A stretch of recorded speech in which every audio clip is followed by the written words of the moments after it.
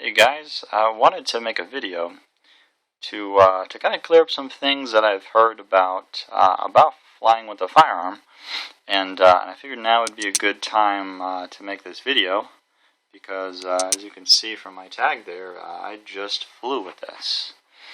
This is a Pelican case that I chose to put my firearms in when I fly, and it's surprisingly hassle-free to fly with the firearm. I mean, everyone that I had to deal with, which is not very many people, the TSA people, airline people, very polite, didn't make a big deal out of it.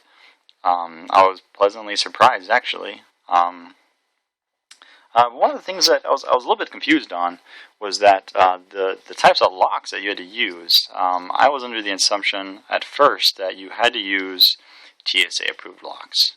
And as you can see with this one, it is not a TSA-approved lock. Neither are the other two that are on the case. So you don't need TSA-approved locks. If they need to get into the case, they will call you. TSA actually is not allowed to handle your firearms. If they need the firearms to be handled for whatever reason, they will call for a police officer to do that. But they will call you first. They will attempt to call you first to get you to go over there to unlock it with your key. So there's really no worries about that. You can kind of use whatever lock that you might have on hand for your case. But I'd recommend using at least a decent lock. But just make sure your case is a quality case. And make sure you have enough locks on it to make sure that no one can, be prying it up. I undid the case right now. This is not how it came from the airport. But yeah, take a look inside here. You can kind of see my setup. I brought with me my M1 Garand and my Mauser K98 and two carry pistols, my 1911 and the Diamondback 9. As carry guns, and then I got my two range rifles. Now, from the research that I did, the TSA website says that all, quote, ammunition clips, unquote, must be in this locked container.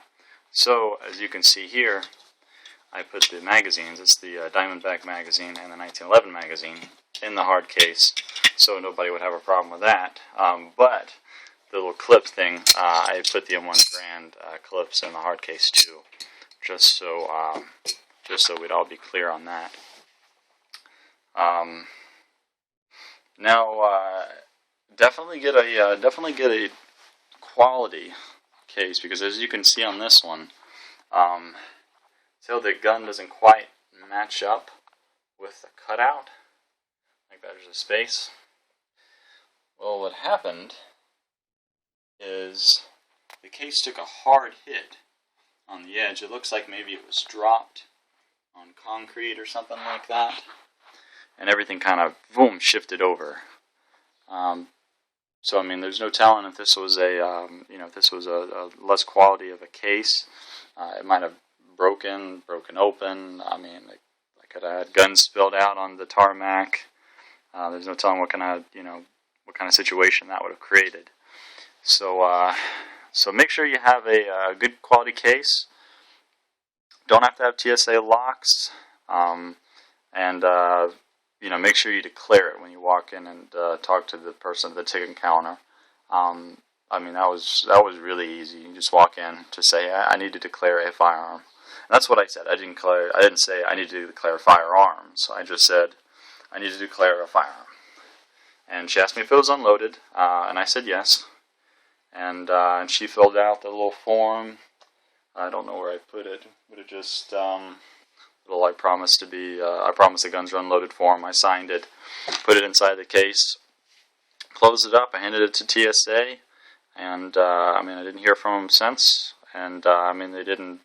Obviously, I wasn't called, so they didn't open up the case to see the slip. I don't really know what good it did. I guess it just gives them warm and fuzzies that you do it. But there you go, guys. I mean, that's kind of all you need to know about flying with a gun.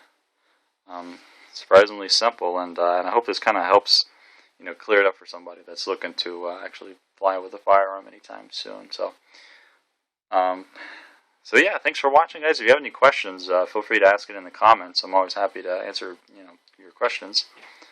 So thanks for watching, guys.